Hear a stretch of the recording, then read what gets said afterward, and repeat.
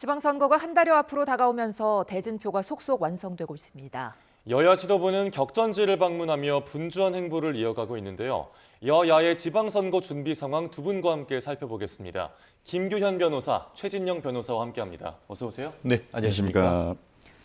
자, 지금 여야 대표 나란히 영남권 공략에 나서는 모습입니다. 특히 민주당 정청래 대표, 어제 포항에 이어서 오늘은 부산과 경남을 방문한다는데 민주당 입장에서 이번 선거의 최대 승부처를 역시 지금 영남권으로 보는 겁니까? 네, 영남권은 전통적으로 민주당에게는 어려운 승부처였습니다. 지금도 다르지는 않고요. 그렇습니다만은 민주당은 기본적으로 전국 정당을 표방하고 있고 또 최근에는 그런 것을 강화를 하고 있습니다. 그렇기 때문에 이번에 또 영남권이라 하더라도 이번에는 좀 가능성이 있겠다라고 판단하는 부분이 있고, 그리고 영남 시민들 또한 12.3 내란을 거치면서 민주주의를 함께 지켜냈던 시민들이거든요. 거기에 부응을 하고 이번에는 영남을 진짜로 바꿀 그런 정당 후보가 누구인지 시민들이 제대로 한번 판단을 하실 수 있게끔 마지막까지 저희가 사력을 다한다는 그런 방침인 걸로 알고 있습니다. 예.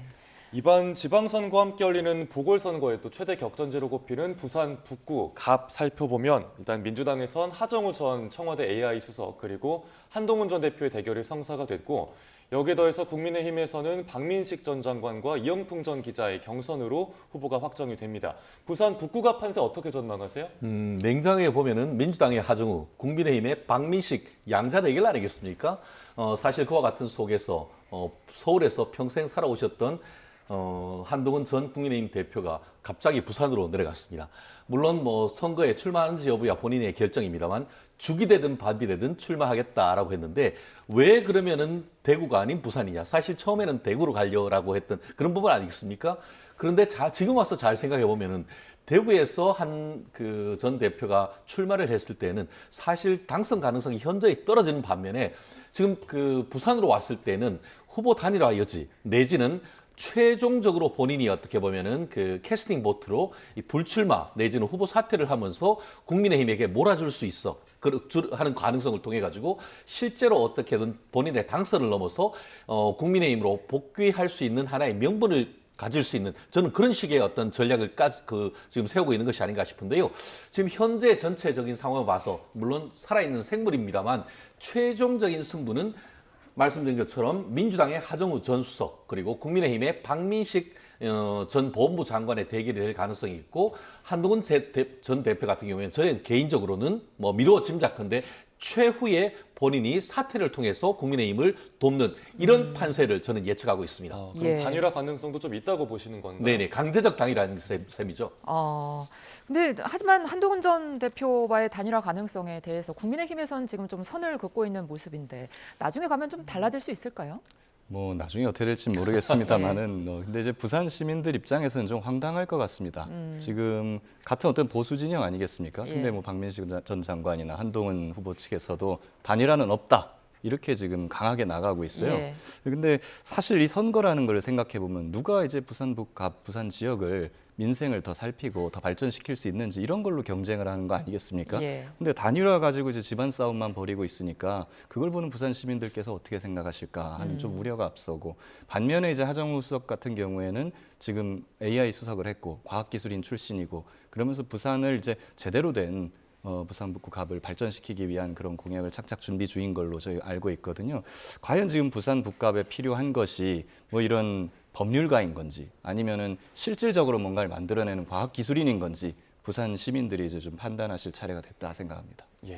한동훈 전 대표는 보수 재건을 위해서 부산에서 동남풍을 일으키겠다라고 했고, 또 대구시장에 출마한 추경호 후보는 이에 화답을 했습니다.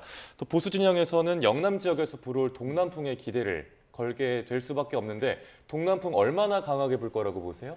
거의 폭풍급이다라고 저는 생각합니다.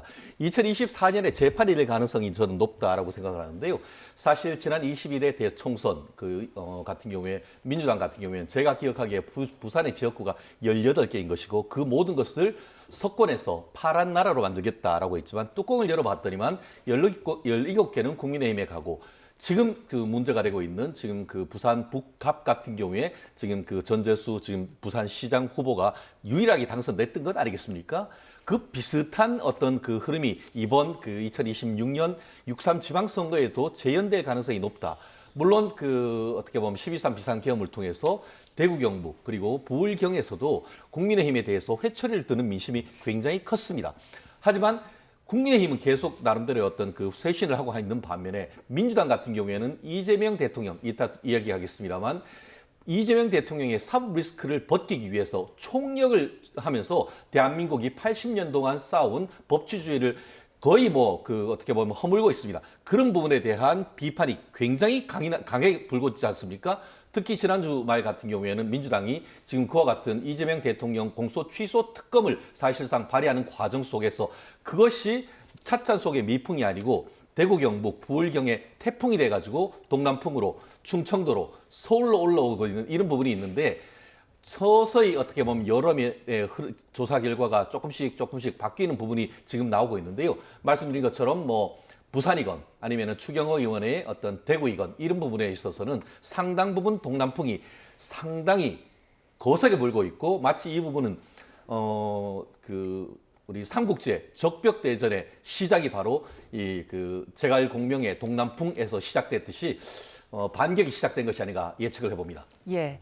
자, 최 변호사님은 지금 폭풍급 동남풍을 예상해 주셨는데 대구 지역에 지금 김부겸 전 총리가 나서면서 국민의힘 추경호 의원과 지금 여론조사를 보면은 혼전을 거듭하는 양상입니다. 대구 지역 민심 지금 어떻게 보고 계세요? 여전히 저희는 어려운 곳이라고 보고 있고 끝까지 이제 겸손한 자세로 끝까지 사력을 다한다. 이런 입장입니다. 대구 지역에서는 지금 뭐 한개 여론조사를 제외하고는 지금까지 김부겸 후보가 다소 우세한 걸로 나타나고는 있긴 합니다만 예. 전통적으로 영남 지역에서는 뒤로 가면 갈수록 보수가 결집을 하면서 지지율이 올라가는 그런 양상을 보여왔었죠. 그렇지만은 약간 대구 시민들도 이번에는 누가 이제 대구를 발전시킬 것인가에 좀 집중을 하고 계시고 또한 이재명 대통령의 지금 지지도가 영남 지역에서도 과반을 넘고 있거든요. 그런 것들이 이제 우리 삶을 개선하는 정치인을 뽑아야 된다. 변화가 있어야 된다라는 바람이 일어나고 있는 거라고 저희는 보고 있습니다. 거기에 화답할 수 있는 후보가 김부겸 후보고 거기에 맞는 정책들, 거기에 맞는 행보들을 지금 계속 보여오고 있거든요. 그렇기 때문에 끝까지 겸손한 자세로 저희는 다해 나간다. 그럼 충분히 가능성이 있다. 이렇게 봅니다. 예, 지금 저희가 화면에 띄워드린 여론조사 결과마다 조금 그 결과가 엇갈리고 있는데 최 변호사님께서 뭐 또 대구에서 시절을 네. 많이 보내셨다 보니까 변호사님께서 보시는 대구 여론 지금 어떤가요? 분명히 대구 분들이 국민의힘에 회초리를 들었습니다. 예. 회초리를 들었지 근데 몽둥이를 든 건 아닙니다. 그 말씀은 제가 대구 뭐 초중고등학교 다 제가 대구 나왔기 때문에 지금 많은 전화를 하고 얘기를 해보면은 굉장히 화가 난 것은 사실입니다. 그렇지만 지금 전체적으로 봤을 때에 지금 추경호 후보로 지금 그 후보가 선출되면서 컨벤션 효과가 분명히 있는 것 같습니다. 그리고 나아가서 이 보수 결집이 이루어지고 있는 것 같은데요. 실제로 지금 그 이 대구 경선하고 이제 그 후보를 뽑는 과정에서 어떻게 보면은 굉장히 잡음이 많았지 않습니까? 그런데 지금 그 주영 의원 같은 경우에도 불출마를 하고 지금 추경호 선대위에 뭔가를 맡기 위한 지금 대구시당 자체의 노력이 있는 것이고 또 이진숙 전 방통위원장 같은 경우에도 달서구 쪽에 출마를 하면서 함께 선거운동을 할 수 있기 때문에 보수가 다시 재결집되는 이런 부분이 상당 부분 속도감 있게 나아가는 것. 그리고 마지막으로 한 가지. 민주당 같은 경우에는 김부겸 후보의 개인의 인기 내지 인물론으로 돌파한다라고 했는데 국민의힘 같은 경우에는 그럼 지금 지난번에 시켜줬더니만 당신은 뭐 했어? 한마디로 인물론의 허구론을 상당히 파고들고 있습니다. 특히 그 수성구에서의 어떤 그 지역구뿐만 아니고 민주당 정부, 특히 문재인 정부에서 행안부 장관, 나아가 국무총리까지 하면서 대구시장보다 훨씬 더 많은 재량과 역량이 있었을 때 그때는 뭐 했고 지금 와서 뭘 하겠다. 예전에 열심히 했다라고 한다고 하면 지금 국민들이 훨씬 더 시민들이 더 표를 주겠지만 예전의 행위를 보고 지금 판단하는 그런 부분이 있어서 결국 민주당으로서는 당보다 어떻게 보면 김부겸 개인기를 상당히 강조하고 있지만 그 한계는 뚜렷이 나타나는 것이 아닌가. 그래서 그런가요? 아까 말씀드린 것처럼 지금 민주당의 지금 정청래 후보, 정청래 대표, 부산, 울산, 경남, 북까지 다 돌았는데 유일하게 지금 보면은 그 동선에서 대구가 빠져 있습니다. 그거는 왜일까요?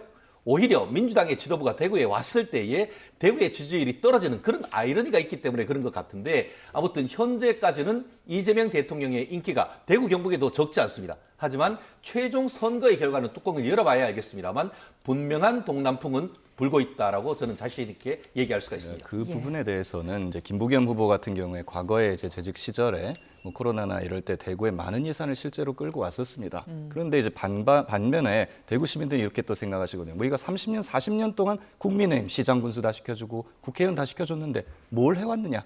그럼 이제는 우리가 민주당 다소 뭐 의문스럽고 믿음직스럽지 않을 수도 있지만 이재명 대통령 지금 잘하고 있으니까 한번 우리 김부겸 한번 써보자 이번에. 네, 그렇게 기대하는 부분이 분명히 있거든요. 그리고 이제 반면에 추경호 후보 같은 경우에도요. 경제부총리를 지냈습니다. 근데 경제부총리 시절에 대구와 관련된 예산이라든가 정책에서 반대해가지고 무산된 것들이 몇 가지가 있습니다. 그런데 지금 추경호 후보의 공약을 보면 자기가 무산시켰던 거를 자기가 해오겠다고 그럼 이중적인 모순적인 행보를 보이고 있는데 이런 부분에 있어서도 대구 시민들이 이제는 판단해 주실 때가 됐다. 저는 그렇게 생각합니다. 짧게만 말씀드릴게요. 예. 그렇게 해서 추경호 그 경제부총리가 뭘 하고 했을 때에 그 예산을 다 잘라는 게 누구죠? 그게 민주당이란 것이죠. 그게 예. 핵심인 것이죠. 예, 자 그런데 지금 지방선거가 코앞인데도 이번 지역에서 장동혁 대표가 좀 보이지 않는다는 목소리가 많았는데 오늘 그 대구의 추경호 후보죠, 추경호 예비 후보 지금 개소식에 참석한다고 하는데 오늘을 시작으로 이제 어떻게 보면은 선거 유세에 적극 동참하는 걸까요? 그렇다고 봐야 되겠죠. 지금 어떻게 보면은 민주당의 정청래 후보 같은 그 대표 같은 경우에는 정말 리베로처럼 열심히 다니지 않습니까? 예. 다만 그 부분은 명분은 그 본인의 어떤 그 부울경, TK, PK의 승리를 위해서 뛴다라고 하지만 그 속내는 실리는 다가오는 8월 달에 있는 민주당 전당대회의 사전 선거운동이다라고 보는 시각이 적지 않습니다. 그 반면에 어쨌든 민주당, 국민의힘의 당대표가 어떻게 보면 손발이 약간 묶여있는 듯한 그런 부분은 저도 개인적으로 굉장히 답답한 부분인데요. 그럼에도 불구하고 지금 어제 같은 경우에는 부산 그 박형준 후보의 그 캠프에 가서 열심히 뛰었고 오늘 같은 경우에는 지금 추경호 그 대구시장 후보의 캠프에 가서 또 당대표로서의 힘을 실는 역할이 있는데요. 지금까지는 그 외에 다른 어떤 그 지역 방문이라든가 이런 부분은 없다라고 하지만 제가 만약에 옆에서 좀 도와드린다라고 하면은 그렇게 대구 내려간 김에 박근혜 전 대통령을 한번 예방한다든가 이런 부분을 통해서 전체적인 보수에 대한 어떤 텃밭을 갈아 올릴 수 있는 그런 상징적 역할을 좀 하고 그거를 기반으로 해서 서울로 올라오면서 충청도라든가 아니면 경기도 이런 부분을 하나하나 밟아가는 사실 한 달 남았다라고 하지만 한 달은 충분하다라고 생각합니다. 그동안 이 그 공천 과정에서 워낙 잡음이 많았기 때문에 그 리더십의 상당 부분 손상이 있었던 건 사실입니다만 공천이 거의 다 끝나면서 지금 리더십을 회복하는 이 과정에 있기 때문에 조금 더 자신감을 얻으신다고 하면은 훨씬 더 활발하게 활동할 것이라고 저는 예측합니다. 예, 알겠습니다. 이번엔 지역을 경기로 옮겨보겠습니다. 국민의힘 경기지사 후보의 양양자 최고위원이 선출됐고 민주당 추미애 후보와 대결을 펼치게 됐습니다. 개혁신당에선 조응천 후보가 경기지사에 출마했는데 판세 어떻게 보십니까? 예, 수도권 특히 경기도에서는 뭐 지금까지 추미애 후보가 여태까지의 구력을 바탕으로 압도적인 그 지지세를 보여주고 있습니다. 뭐 지금까지는 크게 이게 바뀌지 않을 것으로 저희는 보고 있습니다만은 그렇지만 선거라는 것이 뭐 아무리 우리가 유리하다 해도 결국 뚜껑을 열어보기 전까지는 모르는 거 아니겠습니까? 그렇기 때문에 수도권에서도 경기도에서도 민생을 계속 살리는 그런 민생과 삶에 밀접한 국민의 삶을 변화시키는 공약을 착착 만들어서 그걸로 저희 진정성을 계속 보여드리는 것만이 마지막까지 도민에 대한 저희가 예의가 아닌가 그렇게 생각하고 최선을 다하고 있습니다. 예, 자 경기 평택 을 지역은 지금 단일화가 관심입니다. 이 지역 지금 여론조사 결과를 보면은 오자구도에서 3강이 형성돼 있거든요. 조국 대표, 유이동 전 의원 그리고 김용남 전 의원 3강 구도인데 변수는 좀 단일화 아니지 싶어요. 그렇습니다. 사실 평택이란 지역이 아주 어떻게 보면은 텃밭이 누가 이겨도 어떻게 보면은 그 이해할 수 있는 그런 부분 아니겠습니까? 예. 도농복합도시라는 부분이 있고 또 그 미군 기지가 있기 때문에 군사 시설이 있다 보니까 상당 부분 보수적인 어떤 지지세가 있는 반면에 최근 같은 경우에는 삼성전자 고덕 신도시가 생기면서 젊은 어떻게 보면 근로자들이 많으면서 민주당 지지자들이 상당히 많은 그렇기 때문에 굉장히 어떻게 보면은 그 조국 전 장관도 내려가면서 이게 정말 치열한 것이다라고 했는 만큼 이번 뚜껑을 열어봤더니만 거의 피를 발리는 접전이 있고. 그렇다고 하면은 선거는 70%가 구도, 20%가 인물, 그리고 10%가 캠페인에서 이 70%를 차지하는 구도에서 단일화는 굉장히 중요한 역할 아니겠습니까? 현재로서는 민주당도 양보 없다, 조국 전 장관도 양보 없다라고 하는데 결국 어부지리로 그럼 국민의힘이 되는 것입니까? 누구도 지금 예측할 수 없는 그런 레이스를 펼치고 있는데 하나의 또 변수라고 한다고 하면은 민주당과 조국 혁신당의 이 어떻게 보면 후보 단일화 내지는 그와 흐름이 하나가 있을 수 있고 자유우파로서 유의당 의원 같은 경우 거기서 재선까지 했습니다. 거기다가 지금 자유와 혁신입니까? 지금 보면은 또 한 후보가 지금 한 10% 남짓에 이게 황교안 후보가 있기 때문에 지금 여권은 범여권은 분열되는 반면에 야권이 단일화가 된다고 하면은 오히려 야권이 어부지리를 얻을 수 있는 이런 부분이 있기 때문에 현재로서는 이와 같은 역동적인 구도 속에서 누가 이길지 저도 예측하기가 좀 어려운 상황인 것 같습니다. 네. 5명이나 되는 후보가 참전하다 보니까 정말 아까 화면에서도 5명이 화면에 빽빽하게 차는 모습이었는데 김용남 예비후보 같은 경우는 정청래 대표가 땡땡땡, 즉 단일화는 입에 담지 말라 했다 이런 말을 했더라고요. 어떻게 될 거라고 보세요? 민주당은 집권 여당이고요. 60%대의 지지율을 기록하고도 있지 않습니까? 그런 정당이 뭔가 뭐 소수 정당을 배려한다든가 아니면 뭐 과거에 합당 그런 것도 있었지만 그런 걸 배려해가지고 후보를 안 내거나 뭐 약체 후보를 낸다는 것은 오히려 그 자체로 전국적인 선거에 영향을 주는 거라고 생각을 합니다. 그렇기 때문에 후보는 반드시 이길 수 있는 후보로 내서 승리를 위해 최선을 다하는 것이고요. 다만 단일화 과정에 있어서는 향후에 선거 판세나 이런 막판으로 다가가는 상황을 보면서 뭐 그것이 거론이 될 수도 있고 거론되지 않을 수도 있다고 봅니다. 다만 단일화는 지금 보기에는 진보부터 거의 극우까지 이제 정말 각양각색의 후보들이 나와 있는 상황인데 국민의힘과 황교안 후보 쪽이 단일화에 있어서는 훨씬 더 절실한 상황일 거라고 저희는 봅니다. 왜냐하면은 이대로 갔을 때 아무래도 진보 계열, 그러니까 그 민주진영이라든가 중도 쪽 계열의 후보가 당선이 될 가능성이 아무래도 높거든요. 그렇기 때문에 과연 유이동 후보랑 황교안 후보가 단일화를 해내는가 아니냐 여기에 따라서 나머지도 영향을 받을 것 같고 그게 아니라고 본다면은 저는 이대로 계속 갈 가능성도 높다 이렇게 생각합니다. 예, 평택을 지역은 선거 내내 아무래도 단일화 이야기가 계속해서 나올 것 같은데요. 좀 지켜보도록 하겠습니다. 이번에는 국민의힘 공천 좀 살펴보겠습니다. 국민의힘이 지금 대구 달성군의 이진숙 전 방통위원장 그리고 이용 전 의원을 경기 하남갑 지역에 공천하면서 다시 윤 어게인이 됐다. 이런 비판들을 민주당에서 쏟아내고 있거든요. 어떻게 보고 계세요? 민주당의 일방적 프로파간다죠. 사실 어떤 진영에서의 인물, 뭐 선거에서의 장수 내지 후보는 한정적일 수밖에 없는 것 아니겠습니까? 민주당으로서는 기존에 알려져 있는 적장보다는 신입 어떤 새로 나오면은 사실 그 전투가 선거가 훨씬 편해지죠.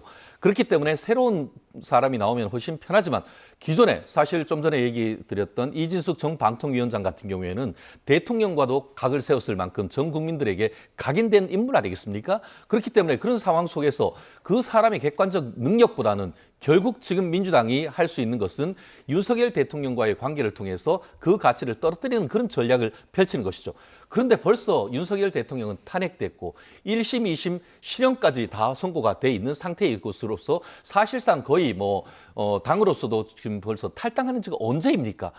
돌아간 물방울, 물레방아 계속 돌린다고 해서 국민들한테 이제 더 이상 호소력이 있겠습니까? 그렇다고 한다고 하면은 1대1 대진표가 짜진 상태 속에서 정말 민주당으로서는 대한민국이 나아갈 방향과 그리고 지역이 살릴 수 있는 방향에 대한 어떤 정책 대결을 해야 되는 것이지 여전히 국민의힘의 후보가 친윤이네 반윤이네 이런 식으로 해서 갈라치기를 한다는 것은 책임 있는 정부 여당의 어떤 선거 전략이 아니다라고 저는 생각합니다. 네. 그런데 국민의힘 당내에서 이견이 분출되는 모습은 확인이 됐습니다. 그러니까 윤석열 정부에서 마지막 비서실장 지냈던 정진석 전 의원이 충남 공주부여 청양에 공천을 신청했고 어제 윤리위 심사도 취소가 됐는데 김태흠 충남지사 후보가 탈당을 시사하는 듯한 메시지까지 냈더라고요. 상대방 입장에서 어떻게 진단하십니까? 그렇죠. 근데 국민의힘에서는 지금 어떻게 말씀을 하셔도 국민들이 보기에는 국민의힘은 여전히 그 자체가 윤 어게인 정당이라고 볼 수밖에 없는 상황입니다.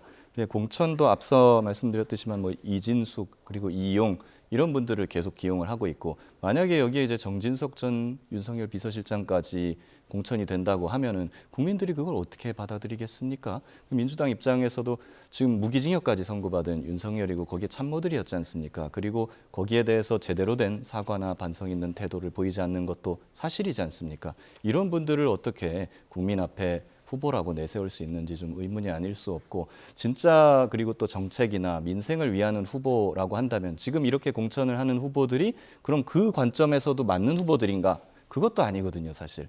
그렇기 때문에 사실 이 부분은 국민들이 알아서 잘 판단을 해주실 거라고 믿고요. 그리고 이제 민주당 입장에서도 사실 반대로 생각해 보면은 여러 가지 토론이나 막 이런 것들이 있었습니다만은 결과적으로 전국의 어떤 선거를 위해서 이재명 대통령의 최측근이라 할 수 있는 김용 전 부원장을 공천 배제하는 어려운 결단까지 하지 않았습니까?